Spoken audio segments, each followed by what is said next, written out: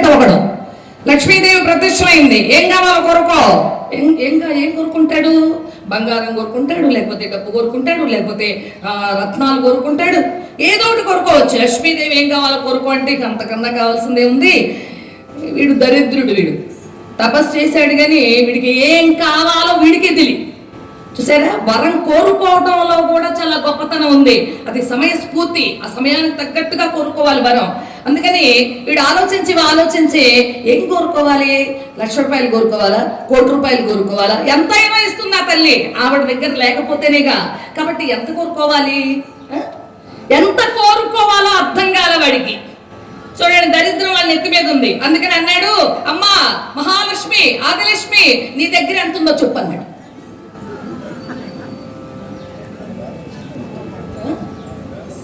నా దగ్గర ఎంత ఉందో, ఒరే నా దగ్గర ఎంత ఉందంటే ఎంతని చెప్పాలిరా? 14 భువన భాండాల్లో ఉన్నటువంటి సొమ్మంతా తల్లిదే. ఆ తల్లి దగ్గర ఎంత లెక్క ఉంటుంది. వీడు దరిద్రుడు కాబట్టి సరే ఇదిగో తీసుకోపో, 100 రూపాయలు మొహాన్ని కొట్టింది. కాబట్టి ఇలాంటి బాగా అతి తెలివితేటలు ఉంటాయి కొంతమందికి. అవి కాకుండా ఇక్కడ సహదేవుడు ఇలాంటి వరం కోరుకున్నాడు. పాండురాజుకి అంత్యక్రియలు ఏర్పాటు చేశారు. అక్కడ ఆ చితిలో మాతృ కూడా దూకి సహగమనం చేసింది. అందరూ రోధించారు, జయిందిరా రమణ గోవింద. అక్కడి నుంచి కుంతి పిల్లలను తీసుకుని మహర్షులు 1000 మంది, అక్కడ ఉన్నటువంటి సిద్ధులు 1000 మంది, వాళ్ళందరూ కూడా కుంతిని పిల్లల్ని వెంట పెట్టుకుని హస్తినాపురానికి వచ్చేసారు. చూసారా, భర్త మరణిస్తే పుట్టింటికి వెళ్ళకూడదు. ఎప్పుడు బాగా గుర్తు పెట్టుకోండి, ఆడవాళ్ళు పుట్టింటికి వెళ్ళకూడదు. భర్త మరణించగానే పుట్టింటికి వెళ్ళి కూర్చుంటారు. ఏంటది? బానిస బ్రతుకు, పుట్టింటికి వెళ్ళి బ్రతకడం అనేటటువంటిది. కాబట్టి అత్తింట్లోనే ఉండాలి. తను కష్టపడాలి, లేకపోతే అక్కడ ఏమి తినడానికి లేకపోతే కష్టపడి చేసుకోవాలి. పుట్టింట్లో మాత్రం అడుగు పెట్టు. ఇక్కడ చూసారా, మహర్షులు వీళ్ళందరినీ కూడా వెంట పెట్టుకుని హస్తినాపురానికి తీసుకొచ్చేసారు.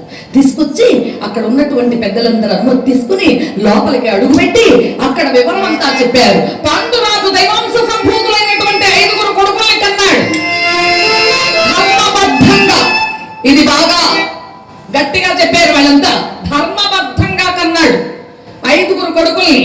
అలాగే తర్వాత కిందముడనేటటువంటి ఋషి శాపంతో ఒకానొక రోజున మరణించాడు. కాబట్టి ధృతరాష్ట్ర మహారాజా, ఇక నీ తమ్ముని కొడుకులు నీ కొడుకులతో సమానం కాబట్టి ఇక నుంచి వీళ్ళని కూడా నీ కొడుకుతో సమానంగా చూడు అని చెప్పని వాళ్ళందరూ ఎక్కడైతే అన్నారో, అయ్యో పాండురాజు మరణించాడని అందరూ కూడా మిక్కిలి రోదన చేస్తూ అందరూ దుఃఖించారు. అక్కడ ఉన్నటువంటి వాళ్ళంతా కూడా భీష్ముడు, విదురుడు, ధృతరాష్ట్రుడు అందరూ ఏడ్చారు. అంబికా బాలికలు, సత్యవతి అందరూ దుఃఖించారు. పాండురాజు మరణ వార్త విని హస్తినాపుర ప్రజలైతే ఆ రోజంతా కూడా తిండి తిప్పలు మానేసి నేల మీద పడుకొని పాండురాజుని గుర్తుకు చేసుకున్నారట. అంత ప్రజాభిమానం సంపాదించినటువంటి వాడు పాండురాజు. కాబట్టి ఇక్కడ వీళ్ళందరూ కూడా చెప్పి పాండవుల్ని కుంతిని అప్పగించి వాళ్ళందరూ అంతర్ధానం అయిపోయారు. అక్కడ ఉన్నటువంటి ఋషులంతా కూడా అంతర్ధానం అయిపోయారు. అంటే వాళ్ళందరూ ఎంత గొప్ప వాళ్ళో చూడండి. జై లక్ష్మీ రమణ గోవింద. కుంతిని గాంధారి లోపలికి తీసుకువెళ్ళింది, పాండవులు లోపలికి తీసుకువెళ్ళారు. 100 మంది వాళ్ళు, 5 వీళ్ళు, 105 మొత్తం కలసి మెలసి చక్కగా ఆడుకుంటున్నారు. వీళ్ళందరూ కూడా చిన్నపిల్లలేగా ఆడుకుంటున్నారు. అటలో